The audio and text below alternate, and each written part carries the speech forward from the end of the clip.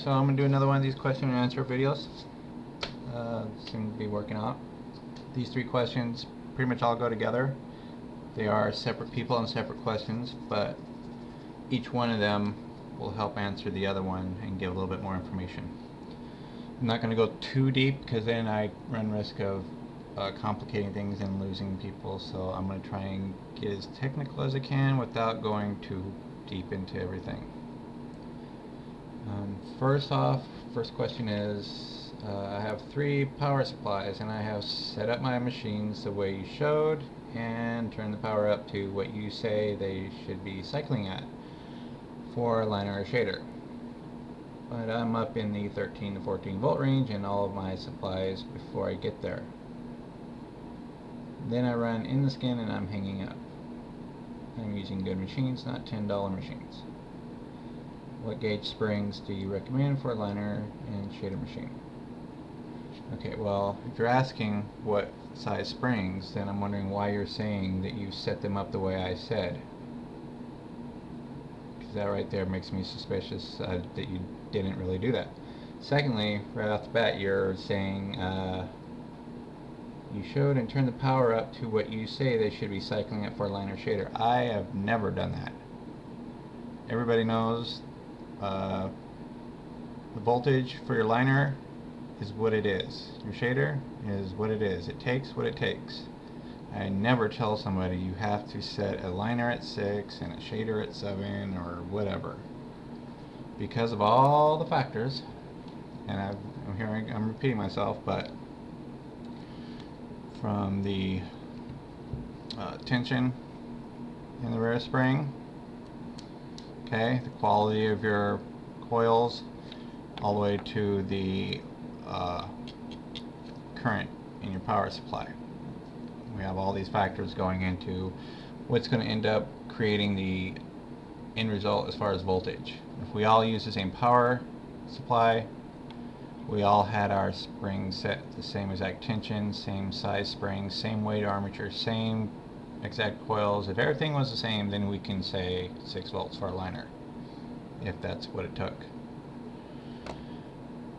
Now, since you're saying you followed whatever, but you don't know what springs to use, I'm going to assume that you had an issue there, because when you get up to 13-14 volts, I mean, yeah, that's excessive. It's almost impossible for a liner. The reason you would get that high, there's only really 2 major things. That's going to be either your machines aren't as good as you think because the coils are crap, but if you said they're not Chinese machines, then we'll assume they're decent. So that leads us to go to the tuning. You said you have them set up the way I showed. So I'm assuming that you put a gauge on the spring and you check that. Now, one thing I want to go over is to show how you're probably getting those numbers messed up.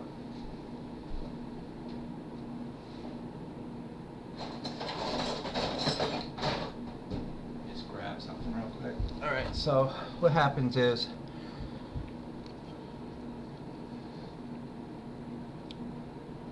if you're using the gauge, okay, and you're checking out the tension in your spring, a lot of people are taking it off the end, right out here. Your coil is pulling from under here. This is a fulcrum, so the farther out you go, the less work there is to be done.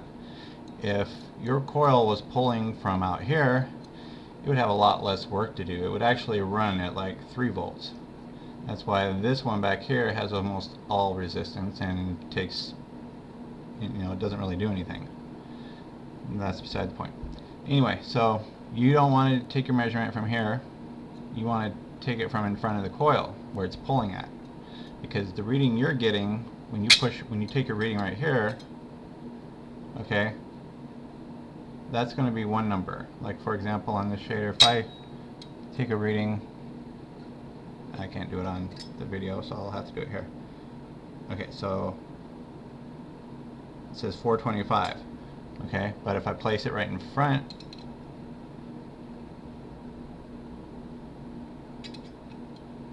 I'm sorry, that's 400 way out there, and if I do it right in front of the coil, I'm at 425. So that's 25 grams of difference in a span of about, you know, a centimeter or less. So on your liner, for example, if you're getting 13 volts to make it run,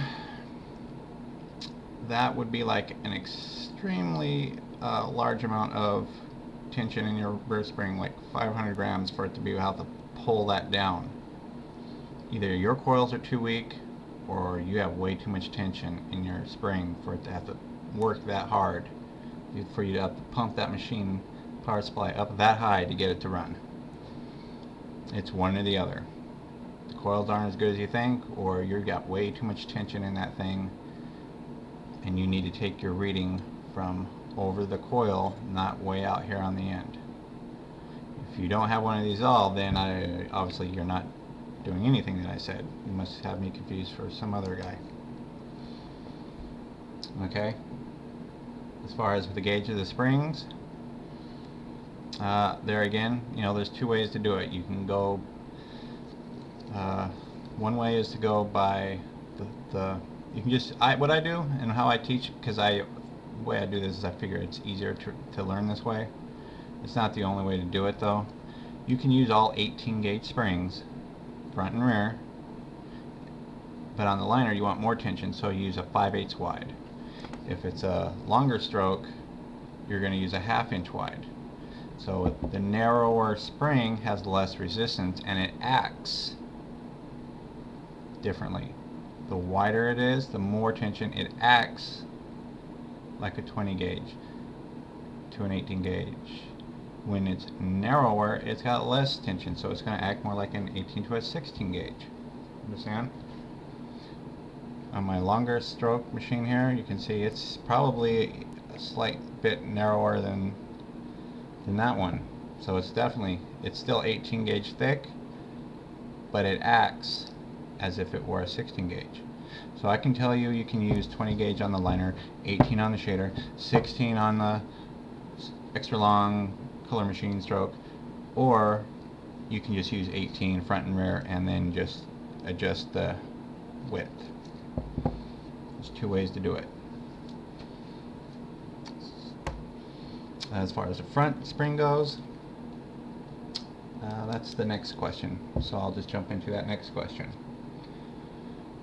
When I'm bending the springs to get the right tension, do you need a special tool to bend the front spring so it bends evenly, or do you do it while it's set up on the machine frame? And how much tension for both back and front springs is used? I know the spring gauge is used, so my other question is, where can I get one of these? And let me grab something.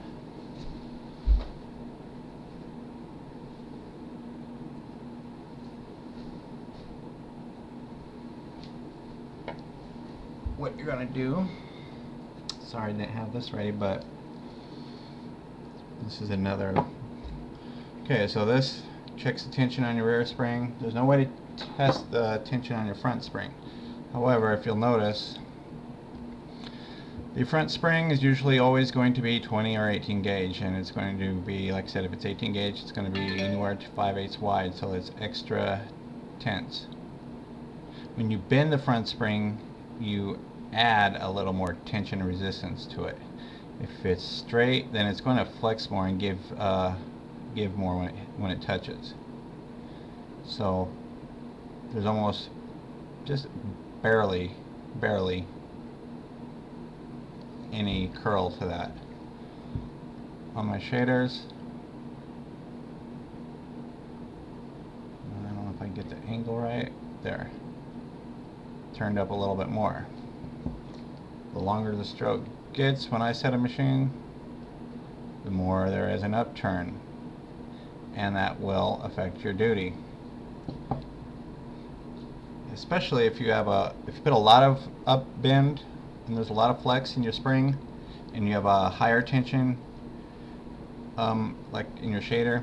If you use a long and you got a lot of upturn in it, and you're at around 4 to 425 grams, it's going to flex a lot, and you're going to have a high, or actually a low duty number. It's going to be around 45 to 40 range, which is still fine.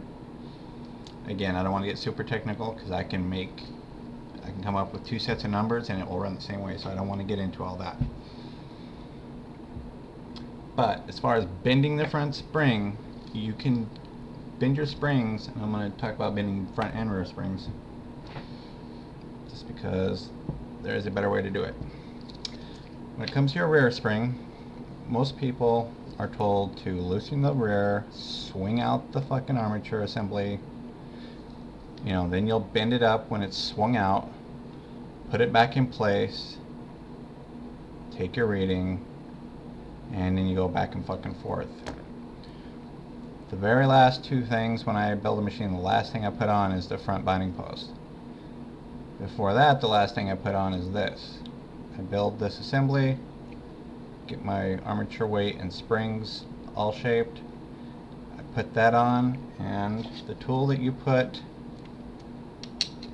use to line up your armature assembly is also the same tool I use to shape my front spring, because you can take that notch that's in there. Basically, this is a modified screwdriver that so you take a little bit out there and then they cut it out here, and that helps line up it's an armature bar alignment tool. But you stick that slot in between your spring in that slot, and I start off back here, and I just sort of rock it and tweak it as I move forward.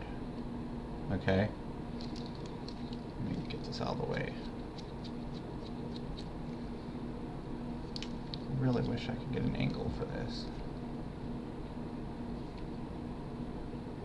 So it goes in here, and then I tweak and I slide up so that you're bending it evenly as you go up. Don't do it hard, just a little bit. Okay? So as you go,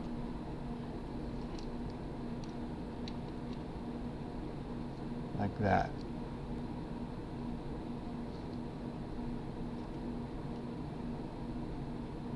Okay?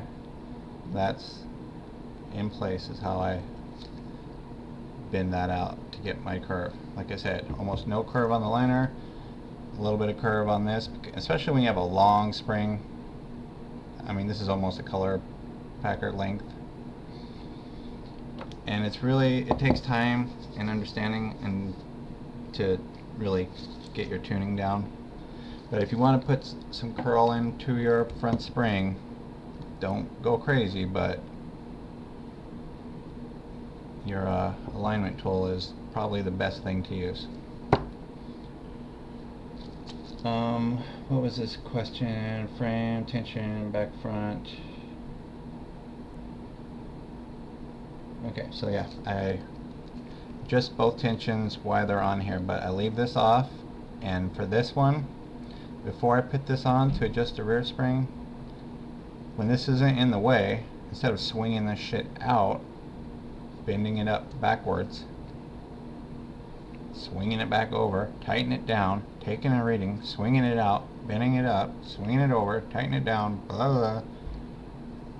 I just leave this off, and then I can bend it up past this point. Usually right around this is the farthest you're ever going to go anyway, so just bend it up really high, a little bit at a time, okay? Take your reading. When you get to where you want, then you put your front binding post back on. That way you don't have to dick around. You only set this, line it up once, and tighten it down.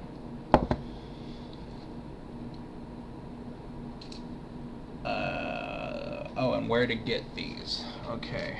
You can get these on eBay or make them yourself. Like I said, all it is a fucking screwdriver that cut the tip off. The reason for this being divoted is so that it compensates for the end of the armature bar and lines up in the tube hole to get your nipple right in the center. These are maybe $5 to $10 maybe on eBay. As far as the rear spring gram tool, you can get that at Spalding, National, or Time Machine. And the last question is, I have a speed and percent number on my power supply. What's the purpose of that, and what's the relation between speed in hertz and duty percentage? Because I see your power supply reading on 140 going at about 50%, but when I set my machine at 140 hertz, the duty goes up to like 70 to 80%, and I don't know why. Okay. Speed is hertz. You adjust your speed with your front contact. Okay, you turn it in, you get a shorter gap, you have faster speed. This does not, your power supply does not change the speed of the machine. It pumps voltage into your machine. More voltage into your coils creates greater attraction, so it pulls down on this harder and creates hit. For your shader, you can, in Color Machine, a lot of people use a Color Machine and a shader in one machine, and if you want to hit harder to pack color, you just up the voltage and then lower it for doing shading. You can also use it for soft shading or faster shading, harder shading, darker, lighter, just by going up and down with the voltage. But that's what the voltage does. It changes how hard your coils hit, and that's an adjustment you use for your effects on the machine. Speed is the gap. The shorter the gap, the less distance to travel for the cycle, open, close, more cycles per second on the shorter gap. It's time equals speed equals distance. So, hertz on the power supply is the reading for speed, as you see right there. Some meters may not say that, I don't know, maybe his doesn't, but he's saying when he sets it at 140, so I'm hoping he's using a liner, because that's the average. A liner is 135 to 150. Like I tell a lot of people, when you're a beginner, start out at 135 and run lines with it, see how it goes, and move up as you progress. I'm just going to see where this is at. I have no idea. And remember, this is got the band on it. Okay, I do this. This is I'll show you. I'll take it all off and show you the difference between loaded and unloaded.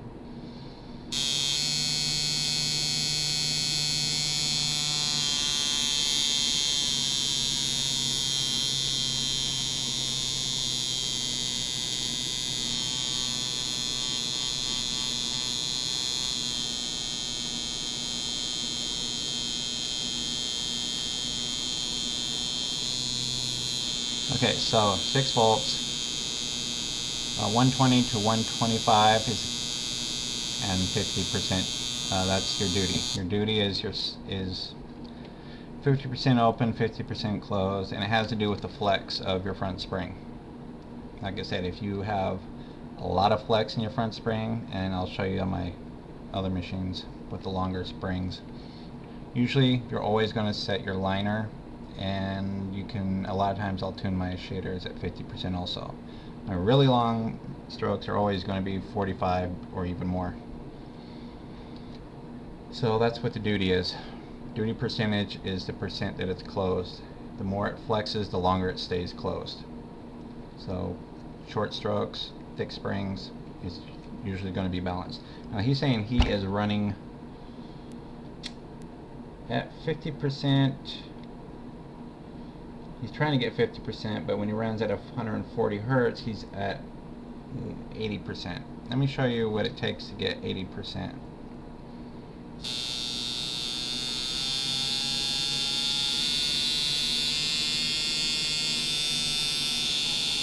Okay, my machine's about to lock out. If you're getting 80%, which means it's pretty much flexing and staying shut, because you're trying to you're turning this down, and you're trying to get a higher number. It's all about balance, and this is why the whole reason to when I tell you how many grams of tension go into the rear spring. Because the way this balancing act works, and this is kind of technical, so here we go. Short stroke, now here's the way a magnet works, okay? Grab a magnet and you'll hold it up in the metal, nothing happens. When you get really close, as soon as you get about that fucking far, snap, right? Magnets only work at a very close range. So on a liner, it's a very short gap, it's very close to the coil, to the armature. So it grabs it really quickly with low voltage. It doesn't take much to grab it. So it moves down fast, so you want it to go back up fast, so you keep it balanced. So you need higher tension. So you're going to run, say, 425 versus the shader, which is farther away. This isn't really that far. Let me just... Okay, so it's a little bit farther away, and it's a fucking millimeter. Makes a big difference in magnetism. So now it has to overcome that distance and pull it all the way down. So it takes more voltage. You need a stronger charge to overcome the distance to pull it down. So it moves down slower than the short gap. So therefore you want it to go back up at the same speed, which is slower than a liner. So if the liner is set at 425 grams, you're going to set it at about 400 on a shader with a slightly bigger gap to go back up at the same speed it comes down. That's how you balance it out, and that's why you use those certain ranges in the weights and the springs. If you don't have that balanced out, then you have all this tension pushing up and all this extra flex. So if you have too much tension or too little tension, those duty numbers are going to be all fucked up. That's the easiest way to know that your tensions and your tuning is jack city, is because your duty is outside of the 45 to 50 range. You should have your volts, say for a liner, you're looking at 6 to 7 volts. Okay, you shouldn't take more than 7 really, if your coils are good and your tensions are right. Like I said, this was running, put that in the hole. Okay, so at 50% we're at 125 about. Okay, now I'm going to take this stuff off and I'll show you that the same tuning without the resistance of the rubber band. That's loaded, this is unloaded.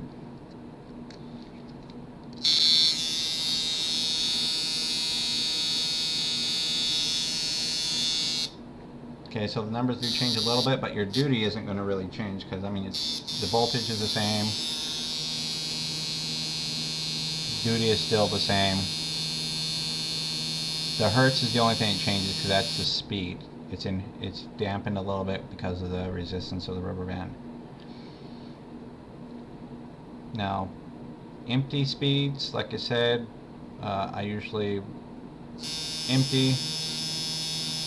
tune for other people right around 140. Okay, so you can see I'm still in that 45 to 50 duty range. It's still relevant.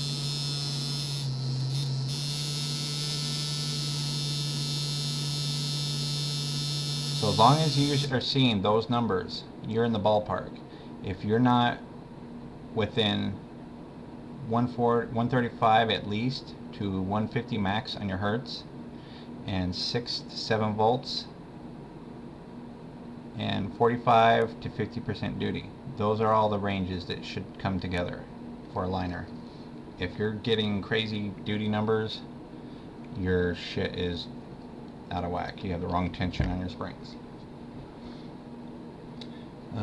For the shader, you're looking at, like I said, it's no one number. We'll just do this open and I'll tune it. I'll tune it right around 50. So what I usually will set it as around 120 to 115. 115 is nice and slow, has a big gap. 120 makes it a little faster.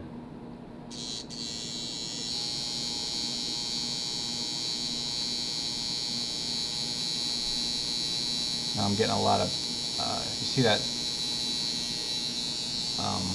this number over here, that's follow through. You want to keep that under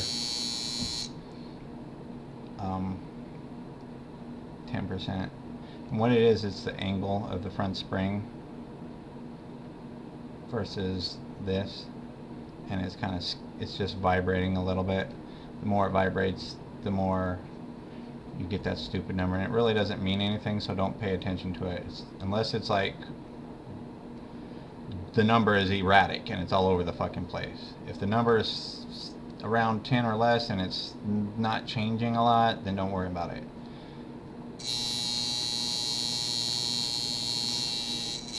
Okay, I'm still running really strong at 6 volts on my shader. If you have to go to 7, maybe even 8, like I said, don't worry about the voltage. For a shader, as long as you're not going over 8, that's fine. So 120, 50% duty, 6 volts. Shouldn't have to go more than 7. If you're getting a duty that's 45, that's fine. If you're outside of that range, you're always going to be in that 45 to 50% duty. Otherwise, you got too much tension on the front or rear spring.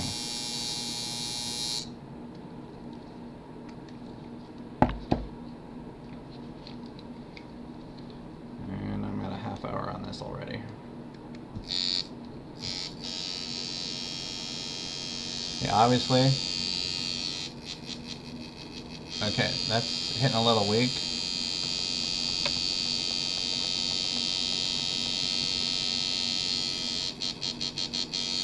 That's good right there. I might even, once I have the rubber band on, it's going to take some more off of it, so I might go all the way up to 8, just to compensate. Alright, so my duty is a little high. Usually I run about 90. So, there, now I'm at 90 and I'm right around 50. So as you can see, my numbers all come out 50 within the proper range of voltage and the proper duty versus the speed I'm running at. Voltage tells you if you're working it too hard, which means poor coils or too much tension. The speed is how fast your gap speed, and you want to keep it within a certain range of reality of how you're going to work through your work. Like I said, you just saw where this was at, which is 90 is pretty slow for color packers. You might want to keep that 95 shader, probably around 100 to 110 even. Open, close, it's going to go down to 95 like you saw. So there's two different numbers, loaded and unloaded. He was saying my speed number because of blah, blah, blah. So yeah, that's why you're getting 80%, because your shit's all out of whack.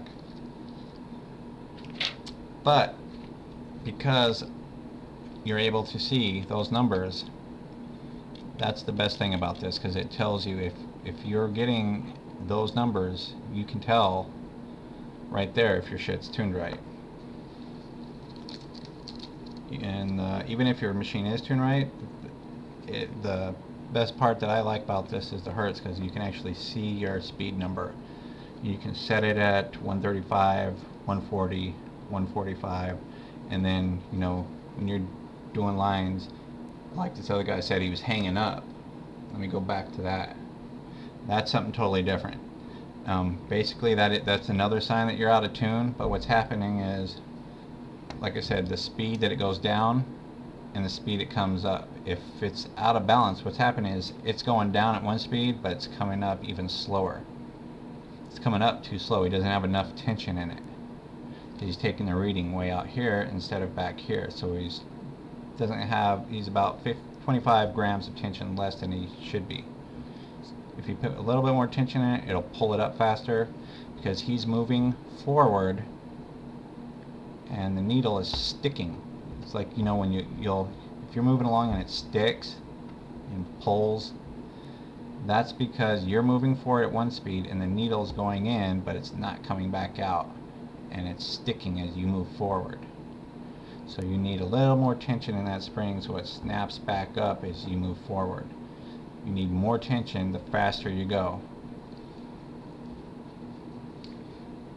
And then again, so there's your reason.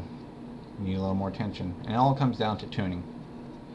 That's everybody's problem right here, is it's not as tuned as you think it is. This shit isn't as, you know, that's why I stopped doing this for a while, because I thought I could explain all this shit and boom, you guys would be good, but it's not as easy as you think. Hopefully this will help you figure that shit out, but these machines will help you find that ballpark a lot easier. Down the road, when you got all that and you're all good and you know that shit by heart, you won't need any of this stuff. You can just add some power to it and tune it up or down depending on what effect you want. You'll never even look at this anymore. But for now, this will help you immensely when it comes, especially when it comes to tuning. I'm out of here. Peace.